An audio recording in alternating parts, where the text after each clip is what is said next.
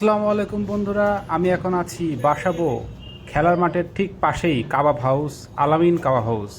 এইখানে দেখেন আমি তান্দুরি চিকেন আর তার সাথে লুচি। এই যে তান্দুরি চিকেনটা দেখেন, যেটা 120 টাকা পিস, দেখেই বুঝতে পারতেছেন কি সফট আর কি। দেখেন কত সুন্দর, মানে দেখলেই বোঝা যাচ্ছে, আপনারা দেখতেই পাচ্ছেন। একটু খেয়ে দেখি আর কি।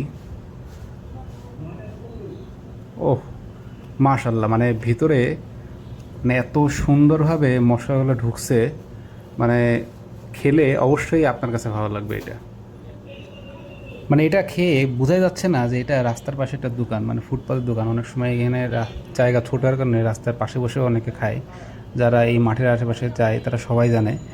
অল্প দিনের মধ্যেই এই কাবাবটা অত্যন্ত মানে সবার পরিচিত, ফেমাস হয়ে গেছে। যারা এখান থেকে বেশিরভাগ সময় কি এখান থেকে খাবার কিনে বাসায় দিয়ে খায়, তার একটাই কারণ যে এখানকার স্পেসটা খুব কম। আর এইটা দামের পর একটা ইফেক্ট পড়ে, যেহেতু স্পেস কম, ডেকোরেশন এরকম নাই, একজন মানুষই মোটামুটি চালায়, এর সাথে দুটো ছোটো ছোটো ছেলেপেলে আছে, তার কারণে এই কাবাবগুলার। আর এই যে লুচির সাইজটা দেখতেছেন, এই লুচিটা আসলে 10 টাকায় আমার মনে হয় না ঢাকা শহরে কোথাও দিবে আপনাকে। আপনারা, আমি বলবো বাসা বা আসলে অবশ্যই এই খাবারটা চেক করে দেখবেন যে আপনাদের কাছে কেমন লাগে। মোটামুটি এখানে বেশ কয়েক ধরনের কাবাব পাওয়া যায়। আর এখানকার যে দোকানটা, এই দোকানটা সাধারণত বিকাল থেকেই খোলা।